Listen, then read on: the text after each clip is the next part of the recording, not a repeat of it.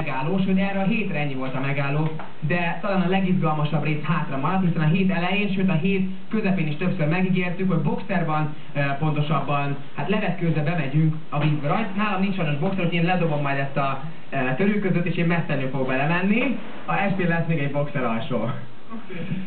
Na jó, természetesen nem messzenül, csak az SP-nek mondom azt. Na mindegy, na kezdjünk el vetkőzni, azt mondom, a mondó vagyok. Na figyelj, te is vetkőzz, megyünk le, csak hol. Jaj, piszim! Oké?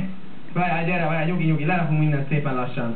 Most szépen a gatyát is vegyük le, és akkor ugorj. Én is veszem, csak én még leteszem a mikrofont is. Na, figyelem, azt kell mondjam, hogy ennyi volt erre a hétre a megálló. Köszönöm szépen, hogy néztetek bennünket. Kiderült itt Sejjén, hogy a legtöbb lány fogyni szeretne, SP-ről pedig kiderült, esti hízni szeretne, igen, azt elmondta, valamint hamarosan megjelenik az első a második nagylemeze, és klippen is jelentkezik SP. Úgyhogy le a gatyákat. Szevasztok, ennyi volt erre a hétre a megálló.